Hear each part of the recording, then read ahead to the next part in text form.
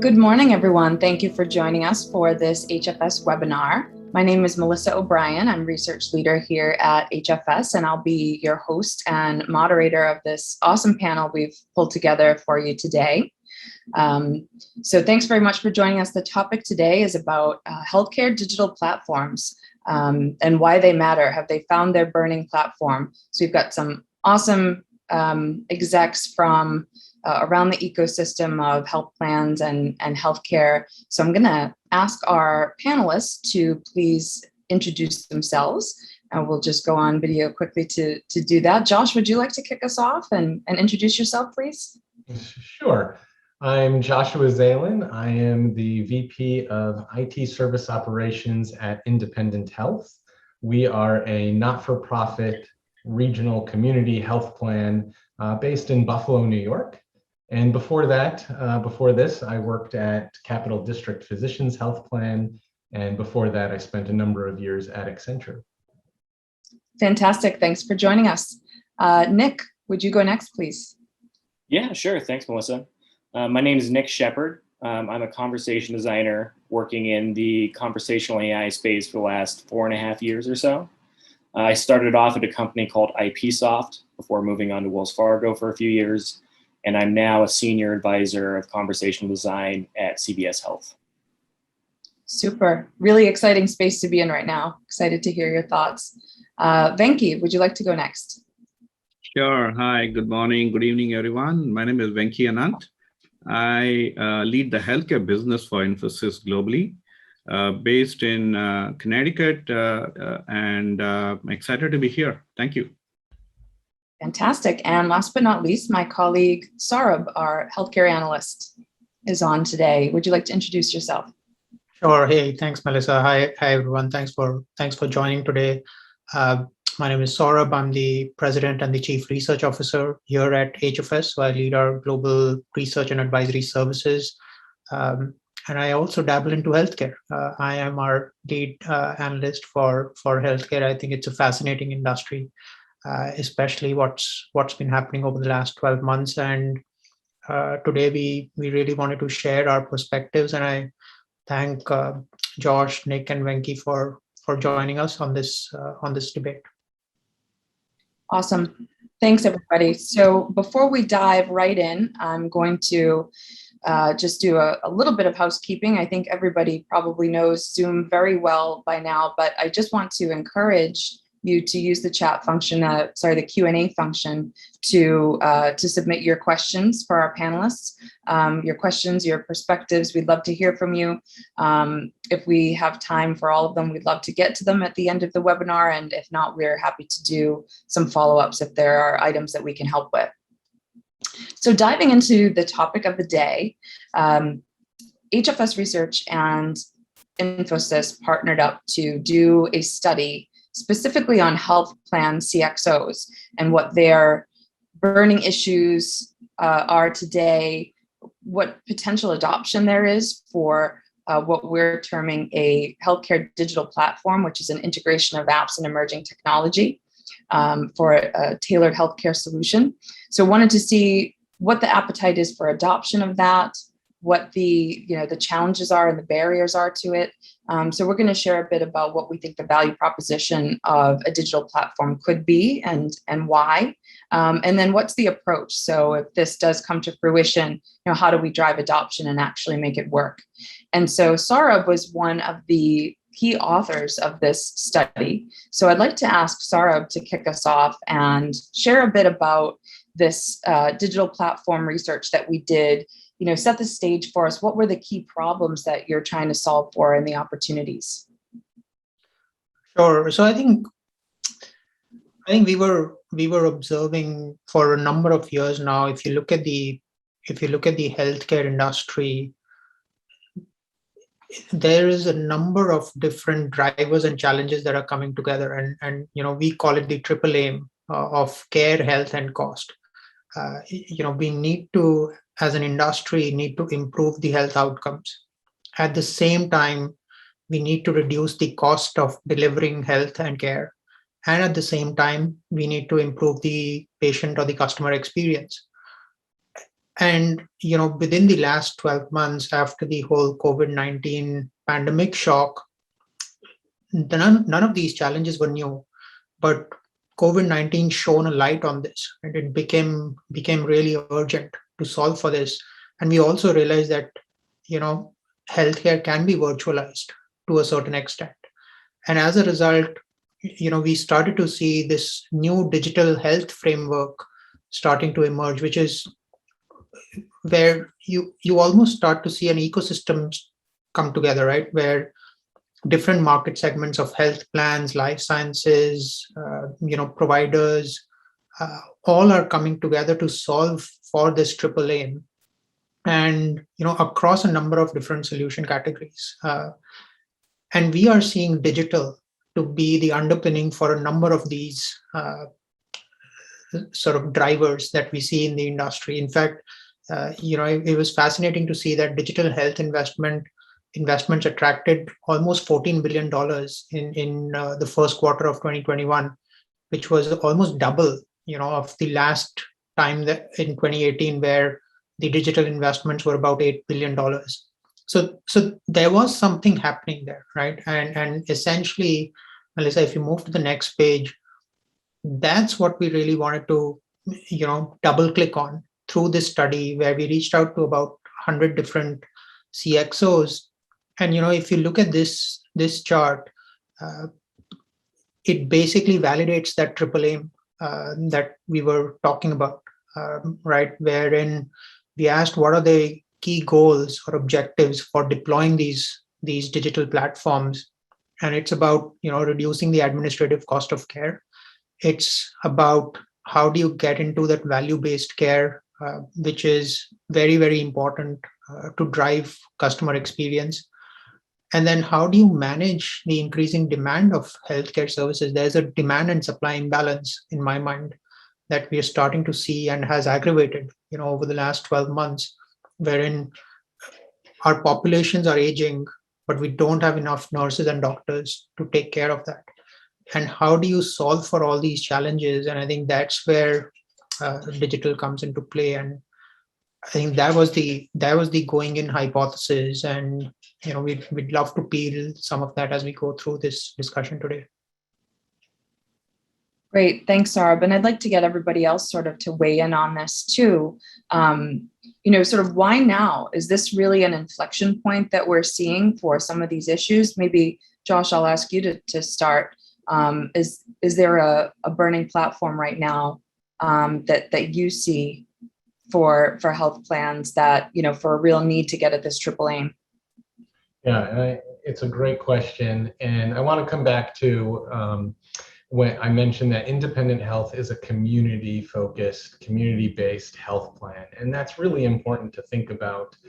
There's dozens and dozens of these community health plans across the US, many of them with maybe 500,000 members or fewer. And these are health plans that their competitive advantage, I guess you could argue, is their knowledge and interaction with their local communities. And they're not in the business of healthcare to make money like some of the national payers. We and other community health plans are really in the business purely to improve the health and wellness of the local communities, because we're not for profit. So that's really our only objective. So when I look at surveys and questions like these, it's always within the context of what will this do, or how will this help improve the health and wellness of the local community? And it's absolutely true that there is an increased demand from within the health plan for digital platform. And so we have to think about that. Well, why? What's going on in the community that's causing the health plan to look at these digital platforms? And absolutely, COVID that's clear, but there's more than that. When we look at our community, we see there are underserved pockets right? There's significant gaps in care between different parts of our community, underserved areas, and those gaps in care and the divergence between the underserved areas and other areas is only increasing. And it's getting to a breaking point where we're seeing that our members with chronically complex conditions, multiple comorbidities, coming out of these underserved areas, and what can we do as a health plan to improve their health care, their access to care. And that's where we think these digital platforms are coming in, and it's becoming more urgent.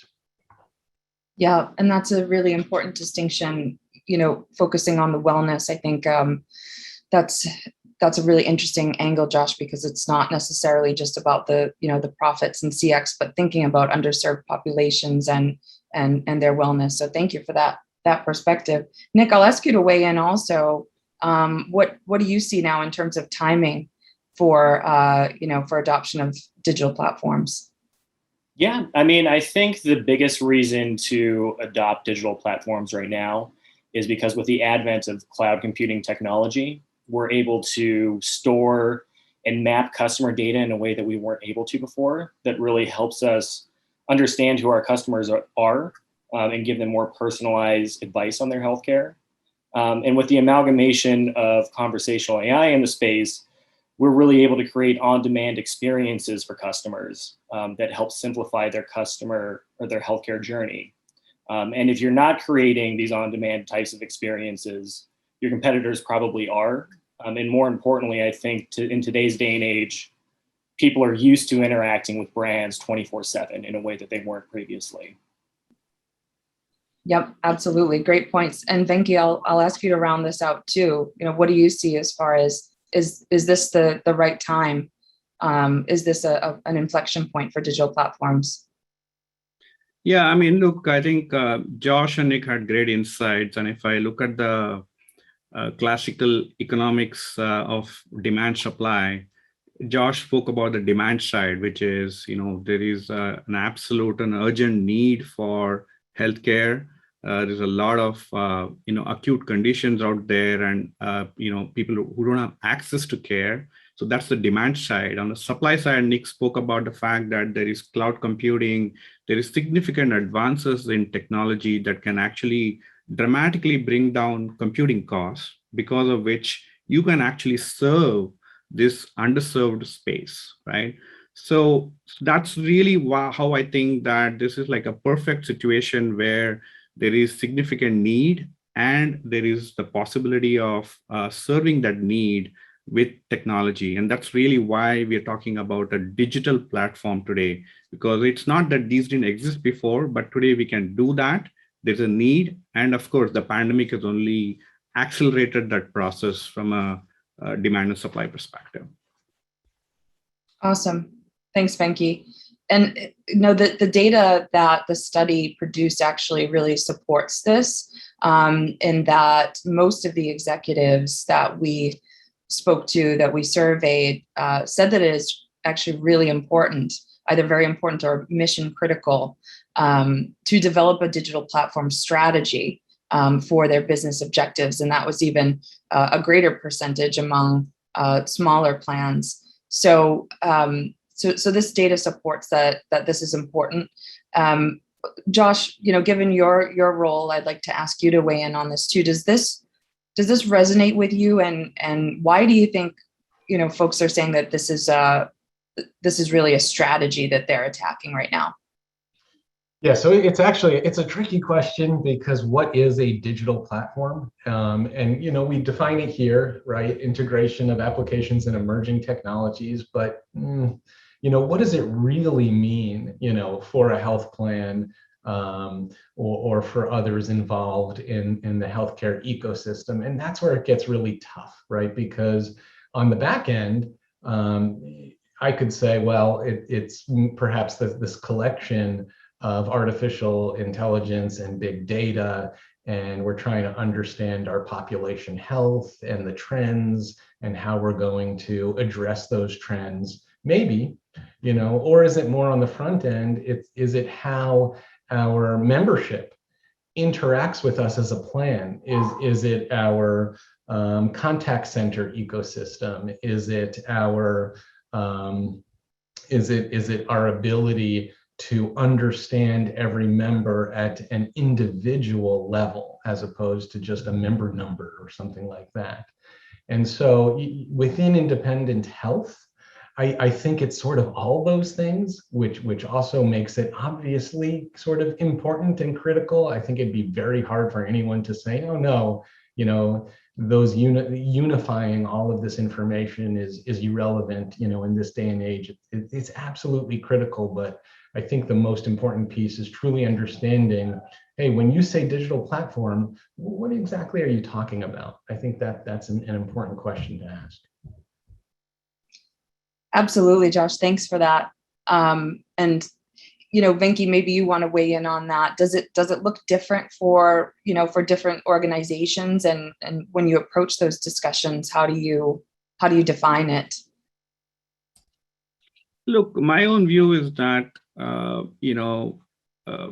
digital first and when we say digital first organization, what we're really talking about is how do you bring operations, how do you bring talent, and how do you bring the technology that supports those operations, which is truly digital end-to-end. And right, to support that, you need technology, applications, and platforms that support that process, right? And then adjacent to that is what Josh spoke about, which is, are they AI first? Are they cloud native? Because those lend themselves to be an agile organization. And you want to serve your constituents, you want to serve your members, you want to serve your providers, you want to serve your employers. So when you want to serve these constituents, which is digital first, how do you drive that? And a digital platform natively supports that kind of a capability from a business perspective. And so that's really what I think is a digital platform, and why 14% of the CXOs are saying it's mission critical. Because if you're not going to be there, and I think Nick mentioned that, it's literally it's a matter of survival, right? Or the other way around, if you have this capability, then you're going to have a competitive advantage in the marketplace. Yeah, Venki, thanks for that. And I wanted to ask you also to elaborate a bit, because while this is really important and mission critical to many plans right now, and folks within, throughout the healthcare ecosystem, there's definitely, a lot of challenges, right? There's the top challenge that we saw was around, we've already invested so much in this legacy software. And as I think with any emerging tech or any new platform, just developing a business case and changing mindsets and getting folks to actually get excited about something new, even though this is the way we've always done things. Can you share a bit about what you're seeing in terms of the challenges? What are the barriers to adoption right now? Sure. Look, if I think about it, and if I really have to distill down to maybe the top 3 challenges, right, on what is the barrier for adoption, as you put it. Number 1 is really the sheer inertia of organizations who are wedded to legacy business models and the associated technology infrastructure, right? So, I mean, it's not easy to kind of shift, right? I know there's a business model that you have today, it's running well. So why would you want to change? That's 1. The second one is really around the difficulty in raising capital and deploying capital, as against simply running your business, right? When you have to drive transformation, you have to raise a ton of capital around it. And how do you deploy that, right? So that's really the second, and I think that's coming across here as a developing the business case. But it's really about how do you raise capital, how do you justify capital, and how can you deploy the capital. And the third one is really around gaps in skill and talent. And how do you shift that skill and talent base to new operating models? And this again is, I think it's, and in this survey, it's shaping up as changing the organizational culture, but that's really what it is. So if I combine these 3, right, that is, you want to shift from, or have that escape velocity from your incumbent business models. Second, you're able to raise capital and deploy capital. as against simply running your today's business. And thirdly, you're able to shift the skills in your talent base. Those are the biggest barriers that I see today, in adoption into or reinventing yourself into a future organization. And think of it like a video game, right? This is like level 1, 2, and 3. So you have to conquer each levels before you can even play the game. And that's really where I think the rub is in terms of organizations' ability to drive transformation successfully. And time and again, we've seen it, not just healthcare, right? Across industries, we have seen, the Blockbusters of the world, the Kodaks of the world, even if you think about organizations like Walmart, Lowe's, Home Depot in retail, how they have reinvented themselves to stay relevant against the challenge of Amazon, right? So those are things that one needs to learn from in terms of what are the biggest challenges, where is the friction, and therefore once you realize those, then you have to cross them. So that's really where I think the top 3 challenges lie in terms of adoption and overcoming the barriers, if you will, Melissa. Awesome. Yeah, really great points, Venki. I like the video game analogy.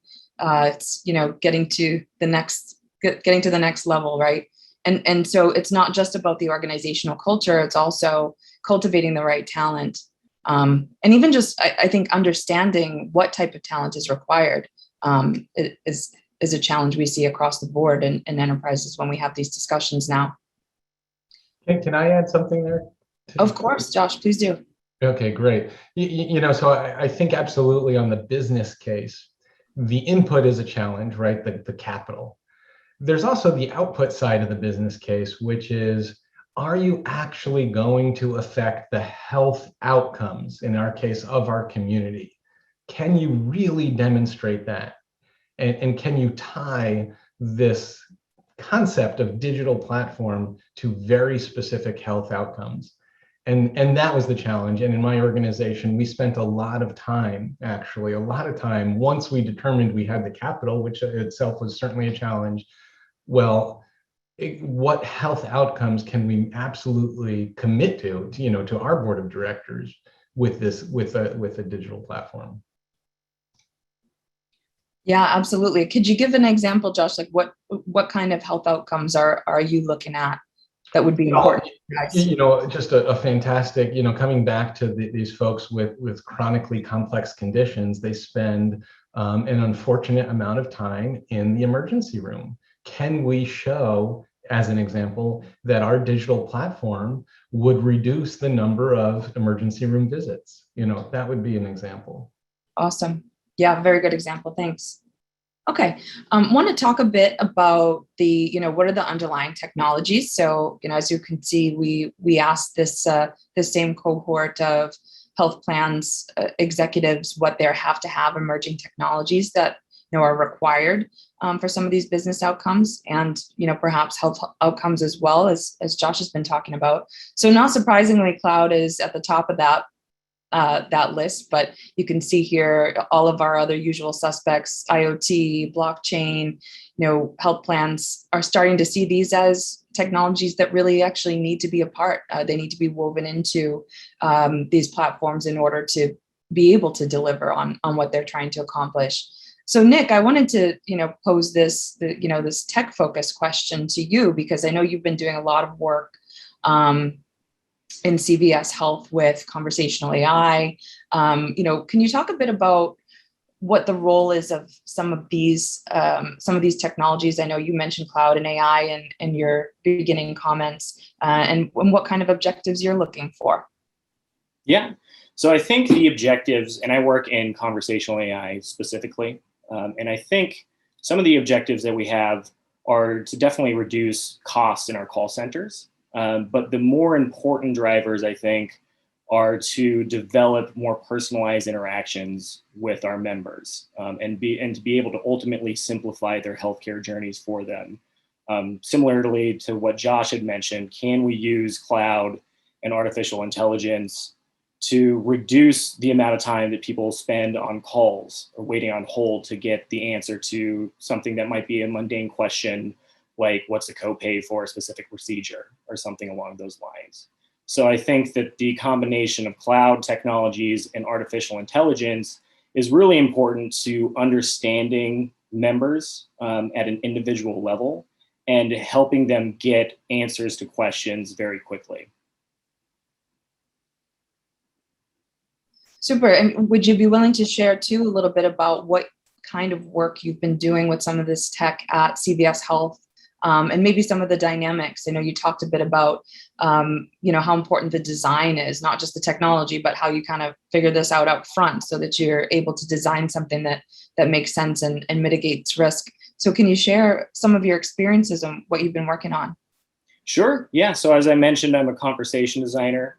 I work cross-functionally with business and tech partners to create VUI experiences for our members.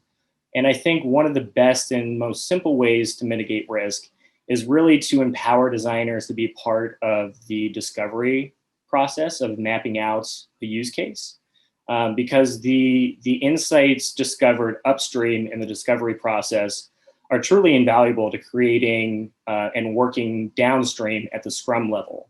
And the more insights that designers gather up front, the easier time they have working cross-functionally with tech and business partners to ultimately create better front-end user experiences for customers that align to what business envisions the technology kind of providing a solution for.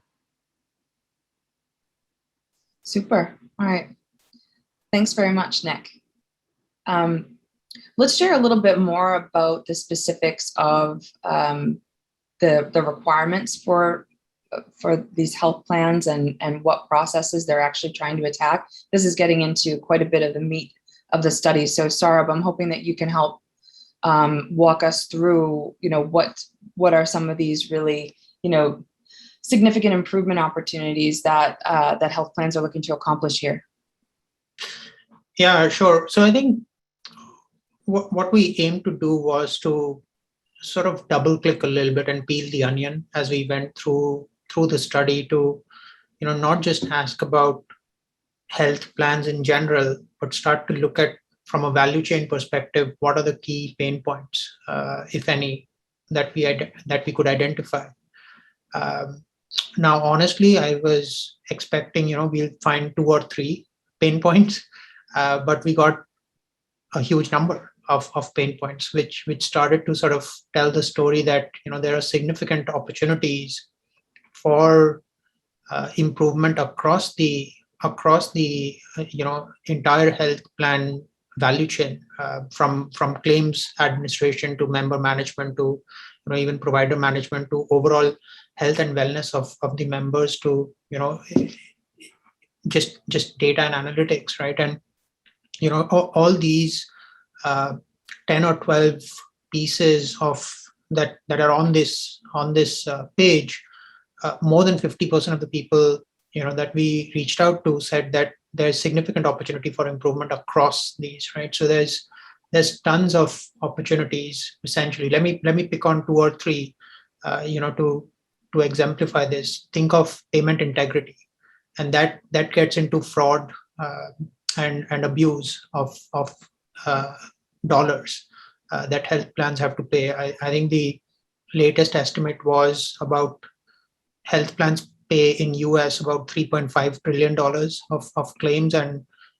tens of billions of dollars are being wasted through fraud. And imagine if we can have folks like Nick using AI to even half that. That's a huge amount of savings that can be deployed for health and wellness and other things. Think of provider credentialing, right? As an example, wherein a health plan has to, approve whatever doctor or hospital or it can share with its members. Now, that's a hugely complicated manual paper-based work, which has to be done every couple of years. And imagine doing this for every individual doctor that you want to associate with your health plan. There's a dire need. All of that is done on papers today. Now, there's a dire need for technology. think of population wellness, right? I think one of the biggest issues that we've had with our healthcare, especially here in the US, is that we've looked at healthcare from a treatment perspective. It's once somebody gets ill, how do we cure them? But I think the focus is moving from, instead of treatment, can we help improve the health and the wellness of the person? Is prevention better than cure? And how can we spend more and more time and money and effort on preventing these diseases than just curing them? Think of things like obesity and other common problems that are raging wild here in the US. So I think look across the value chain, and there's just so much opportunity for leveraging technologies across the board to drive better health outcomes. And then I think if you look at the next page, Melissa, just to complete this thought, the traditional, legacy platforms aren't really offering some of these capabilities, right?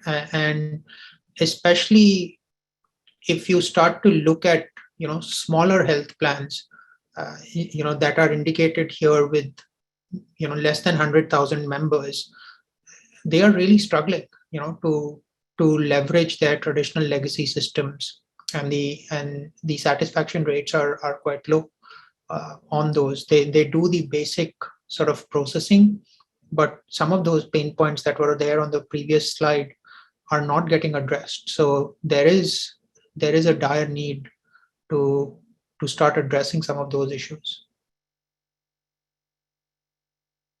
Great. Thanks, Saurabh, for taking us through that.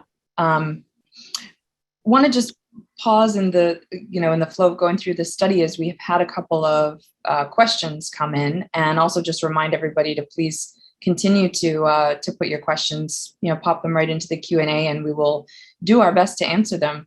I think this is a really interesting question regarding this, consumer-facing technology. So I think, Nick, this might be right up your alley to start, and then maybe Josh, I'll ask you to chime in.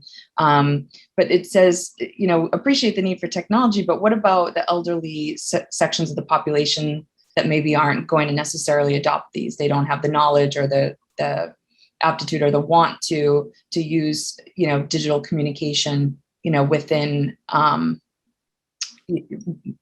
within the way that they communicate. So can you share a bit? I'm sure that you look at, your demographics and who you're reaching out to and segment them. Nick, how do you approach that, from a design perspective?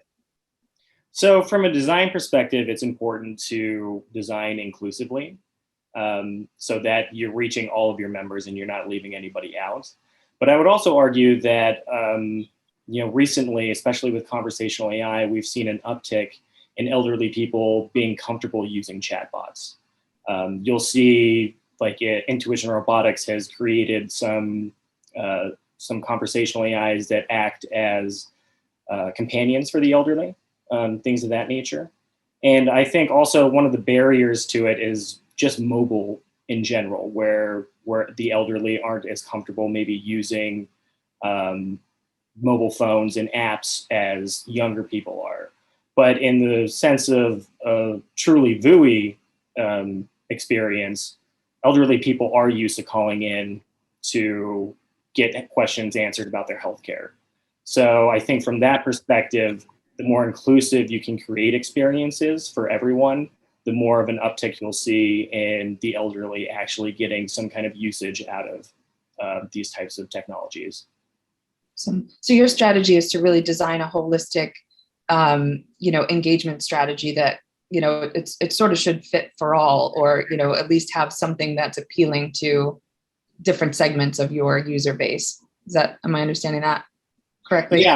Yeah. I mean, one size fits all may be a strong type of term, because again, we want to use the right data to engage with customers on a personal level. But from a design perspective, you don't want to be leaving anybody out of your design. So designing inclusively and kind of leaning towards a one-size-fits-all model is the approach that a lot of the designers at CVS take. Super. And Josh, I don't know if you want to weigh in on this one, but you did mention some, you look at the different demographics and the type of folks that you're serving and how you can help them and improve their wellness. Is the way that they want to communicate also, something that you guys look at closely? This is an awesome question, because this is exactly the kind of, let's call it, barriers to care that exist in our community. And it's not even just elderly. And like Nick is saying, hey, maybe we can solve for that in the design. It's folks who are working, 3 jobs and wouldn't even have time, even if they had the technology. It's folks in very rural areas in our community who frankly really don't have internet. And it's people who can barely afford, a data plan, and certainly don't have a router at home.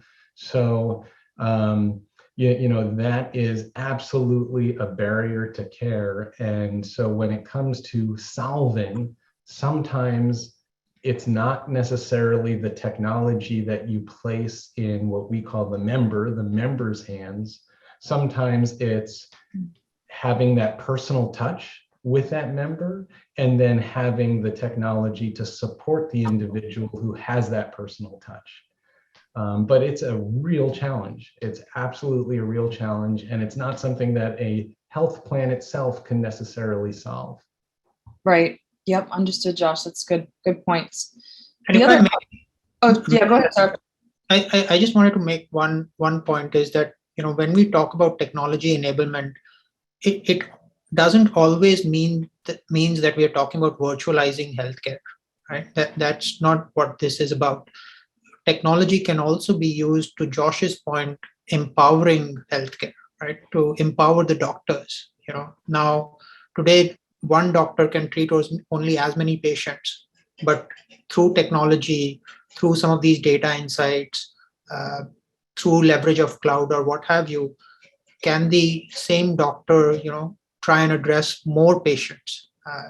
Can he or she reach out to more patients? So I think there is this misnomer that we have, is that when we use more technology, it's going to virtualize more and more healthcare. Yes, that's one aspect of it, but that's not the whole and soul of technology enablement as we look at different sections of the society. Yeah, good point, Saurabh. And the other question, I wanted to see if you could weigh in on this too. Another question that we got was around why data and analytics was sort of lower on the tech requirements. And the hypothesis from the question asker is, is it because there's a perception that the health plans have already done that? Or is there actually a misunderstanding in how important it is to drive outcomes? Do you have some thoughts on that, Saurabh, you could share? Yeah, again, an excellent question. I think there's, being an analyst, you're always somewhat cynical as a person. So I'll tell you my cynical answer is that, data and analytics is not sexy. It's not sexy, right? It's one of those things that you have to do, and it doesn't always jump up, right? Like blockchain, it's not one of those things that's the buzzword. And as a result, we were also quite surprised to see if I was answering it, data and analytics would have been, higher than cloud. In my opinion, it's just one of those things. I think the only logical reason is that it's considered hygiene right now. Right? It is not. It has to be there, because without the underlying data and analytics layer, you can't really do anything with any of these other technologies. So I think the best explanation that I have for that answer is that it's almost like it has to be there to leverage some of these other technologies. Without data, you can't really start. To what Venki was saying, on that video game analogy, you need to have the data to even enter or log into that game. Yeah, absolutely. And some of these are a lot more emerging too, right? Like, as you said, data and analytics is hygiene. Probably a lot of people consider process automation is just a baseline. And some of this other stuff is actually gonna, be up and coming, and cloud is clearly the sexiest thing at the moment. I have to say that these responses really baffle me. And so probably I'm aligned with the commenter. So if you take this and you look at slide 9, right?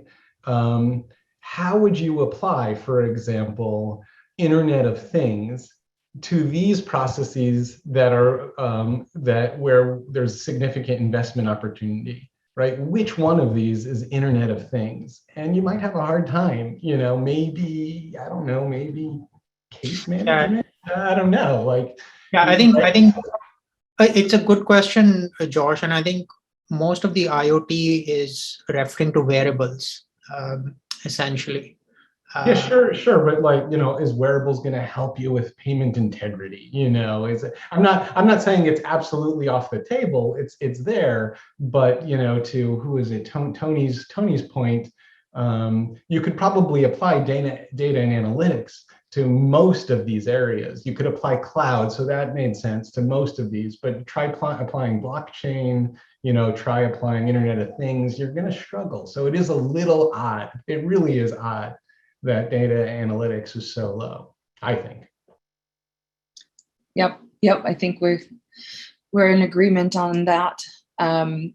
Let's talk a little bit about some of the the actual features as we get into this. So what are we talking about?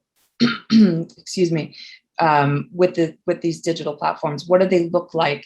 Saurabh, if you can start us off, and Venki, I'll ask you to chime in too. But when these things do come to fruition, if they come to fruition, what do they look like? What are their attributes? What are the features? And what enables what we ask them a best-in-class engagement model? I'll start probably, and I think it's a corollary of the challenges that we saw earlier, right? I think the issue is with business case, for example, and I think you've got to have a pay-as-you-go kind of a model.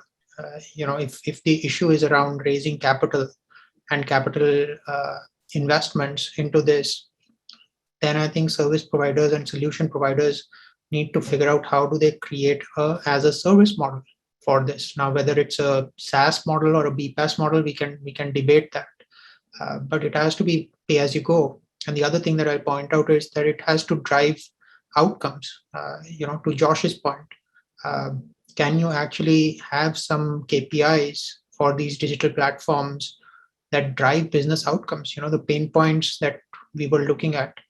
If you can solve for these two things, I think other challenges can be overcome with logical thinking, with convincing powers, etc.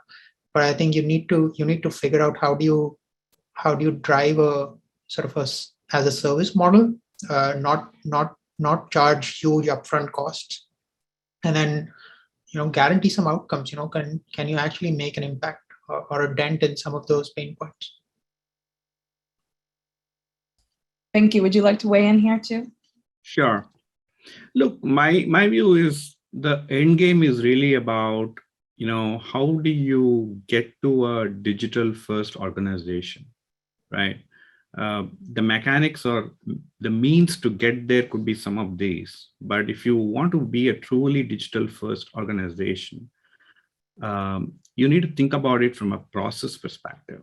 So from a process or operations perspective, how do you actually have an integrated operations that with the primary pivot as a member or the constituents, right? The provider, the member, the employer. How do you ensure that the operations is around that, right? As against the current legacy mindset of, oh, I have provider operations, I have claims operations, I have care management. So those are department and silos, and you need to rethink about it on how do you drive integrated operations to serve the member. From a people perspective, you need to redesign how you're organized to deliver on the digital first holy grail, right? How do you shift from the SOP mindset that's deep in there today to a member first mindset, right? So that is something that you need to drive across the board. And how do you kind of bring agile methodologies and capabilities into operations, right? Can you have squads of care managers working alongside with claims or appeals and grievances team to serve the member? So those are the ways that you need to start reimagining a digital first organization. And to support something like that, you need to have a supporting technology. And that's where a digital platform could enable that. And at Infosys, look, the way we think about it is, and we have a platform called Infosys Helix. And the idea of Infosys Helix is we call it as innovate to zero. And that zero is really about how do you drive zero wastage? How do you drive zero friction? How do you drive zero latency? How do you drive zero fallouts? How do you drive zero technology or tech debt? Right? And Saurabh spoke about the amount of friction that exists in the payer operations today, right? There is pending claims, there is appeals and grievances problem, there is penalties, there is fines, there is provider credentialing processes, provider data management problems, payment integrity issues, enrollment process issues, ID card issues, so much of latency, so much of friction, so much of fallout, so much of wastage. How do you eliminate all this? And so that's really the end game. If you can have zero wastage, zero friction, and zero latency, that's really what a true digital first organization is. And to enable that, you need to reimagine your processes. You need to reimagine the talent or the capability or the people supporting those processes, powered by a digital platform, which is truly digital end to end, powered by AI. It could be powered by cloud. It could be powered by IoT. It doesn't matter. Like Josh said, ultimately, you need to drive those health outcomes that matter to people. And that's really where the confluence of technology, people, processes come together to deliver that outcomes.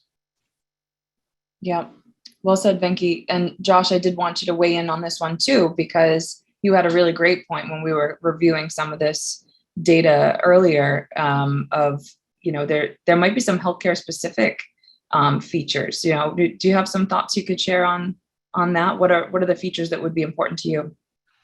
Well, Venki really hit the nail on the head. He's exactly right when it comes to rethinking the business processes from a digital first perspective, and that's how you're going to succeed. In fact, I think there's a comment here, I'm probably not going to say the name right, but Manojit asks specifically, what about business process transformation? And that's exactly what Venki was talking about. And when I look at the list on this slide, to me, these are table stakes. And you can almost see it in the responses where you've got a range here. Okay, there's a 15 and a 17 or so %. But for the most part, everyone's kind of saying, yeah, of course, we need all these things. And my expectation is no matter what digital platform, if you're going even to make it in the door to discuss your digital platform, it kind of better have all the things you've got here.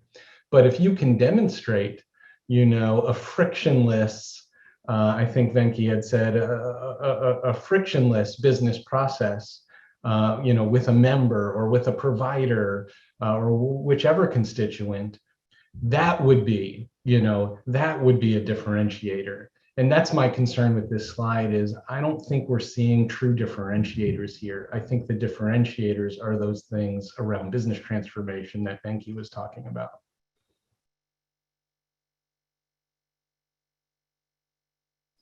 Thank you, Josh, for that.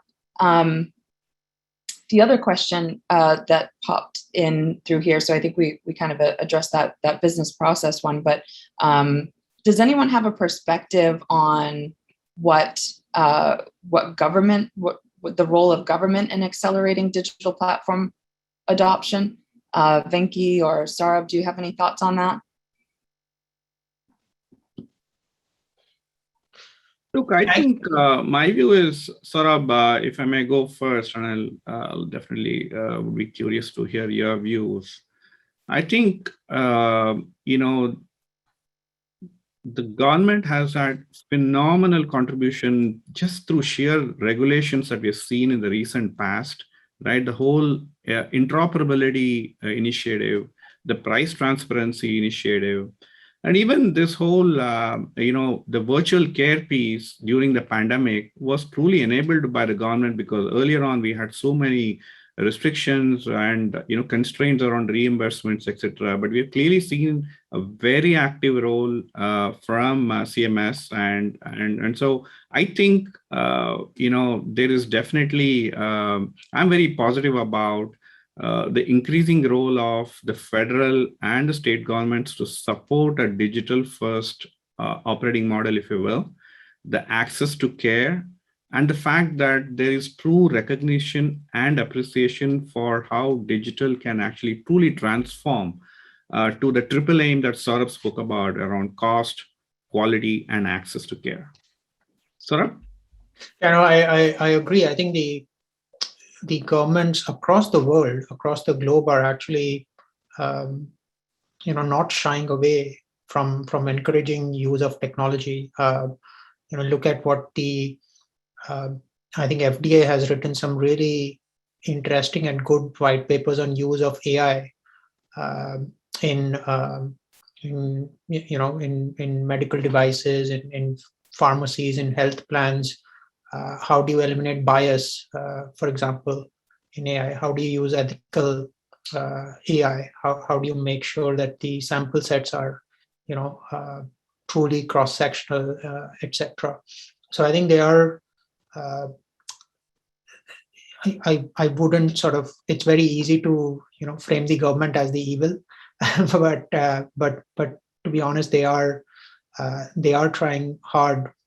Even if you look at what the FDA did with even with things like distributed ledgers and blockchain, like I think last year they started to come out with maybe not for the healthcare industry, but at least for the retail industry, on how do you sort of track and trace perishables, right? So to track, for example, salmonella outbreaks in lettuce, right?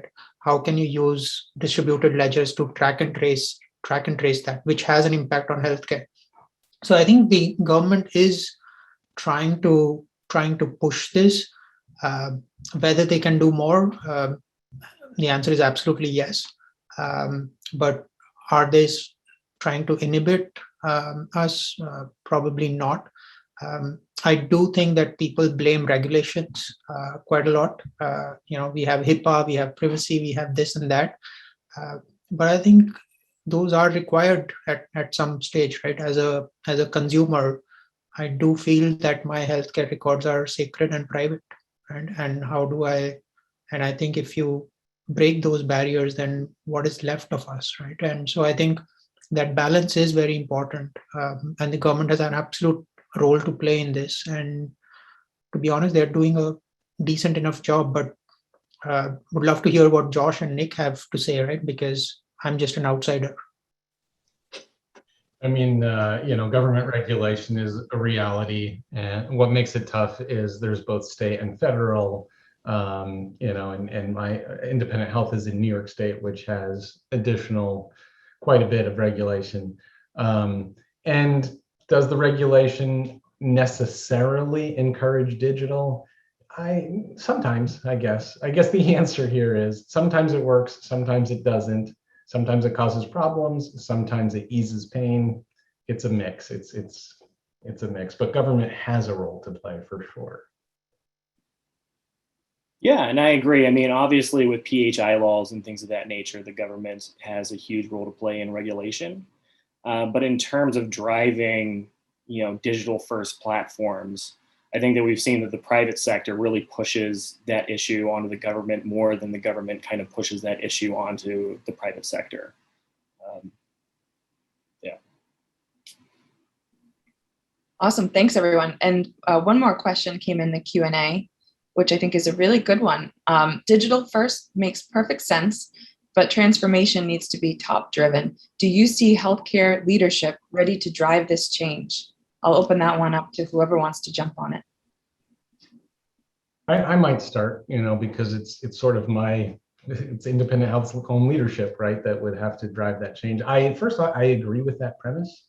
The market pressure that at least community health plans are facing is intense, really intense, whether it's recovery from COVID, whether it's erosion in the provider network, whether it's competition from the national players, whether it's innovative competition from, you know, CVS potentially, or Walmart, or Amazon. The market pressure really demands that transformation. And a leadership team that doesn't recognize that, I think their health plan would be in trouble. Yeah, and just to add on to that, I mean, as far as digital transformation is concerned, I'll take the anecdote of how GUIs traditionally kind of function in healthcare settings. So usually GUIs traditionally have been the central tool for making back-end database calls to then bring up non-human readable content that a customer service representative might train for 6 months so that they can, in order to interact with members of healthcare. And I think leadership needs to drive that digital first transformation, especially with CAI initiatives where you consider that using a conversational AI to interact with customers is a dramatic shift from just using a GUI and a human resource. And I think if you don't have that top-down approach to driving changes in architecture and how data and analytics kind of function within an organization, then you're going to run into quite a few problems.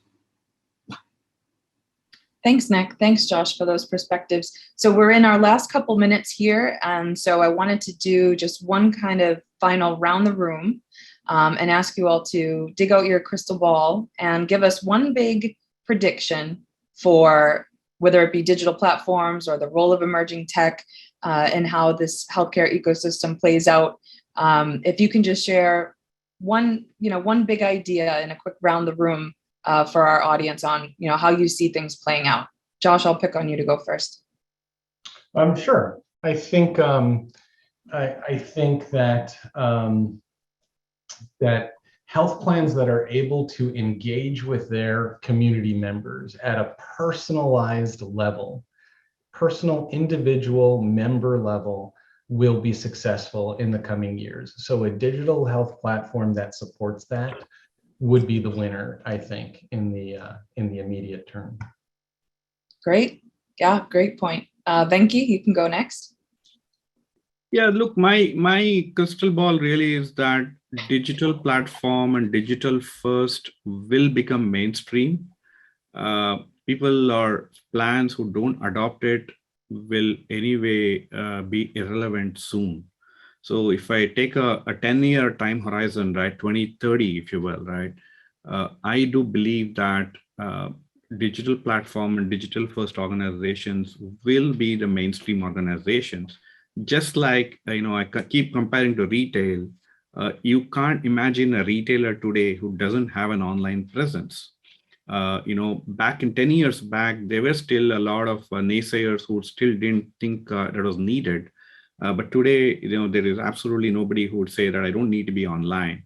Similarly, 10 years from now, healthcare, access to care, and all processes and operations will be digital first, and that really is going to be mainstream. That really is my view on what the future holds. Hey, digital first goes mainstream. I like it. Nick, how about you? What's your big prediction? Yeah, so kind of to piggyback off what Josh had said, I think that we'll see more personalization in how we interact with members using a digital first platform. But more importantly, I think we're going to see more proactive types of experiences. So a chatbot suggesting to a customer like, hey, it's time for your physical exam, or refilling a prescription order or something of that nature, I think is really going to be driving personalization in the future. And it will be driving engagement and ultimately simplifying people's healthcare journeys. Super. Yeah. And Sarah, will you bring us home with your big prediction? Well, it's always hard to go last on predictions, but I'll still try. I think I agree that digital is horizon one. I don't think we can kick the can for digital down the road, and it's no longer some sci-fi that's gonna happen in 2 years, 5 years. I think it's here and now. I think it's Horizon 1. It's essential for survival. I think for me, if I look at the horizon, I think we are moving into more of a hyper-connected healthcare. And what I mean by that is we have far too many stakeholders today. You have health plans, you have providers, you have pharmacies, you have the government, you have, I'm missing 5 others. And those all operate in silos and their incentives are not aligned. And I think we need to have a much more connected ecosystem, where all these players come together for the common good of the patient or the consumer. And I think digital is going to be an enabler to that. But just looking at the digital transformation today is within the 4 walls of an organization. I think tomorrow, digital transformation will go beyond the 4 walls of the organization, and we'll start to see these ecosystems come together. And I think that's when we can truly say that we've cracked, consumer experience for healthcare. Before that, we're just going to be, slightly better, slightly cheaper, maybe slightly faster. But the big transformation needs all these players to come together. Awesome. Great point, Saurabh. Thank you so much for that final thought. So on that note, I want to thank all of our excellent panelists. Thank you guys so much for your time. Thanks to our audience for joining us. I think it was a really lively discussion and some really interesting points. So signing off then from HFS for today. Thanks again, everybody. Take care. Thank you.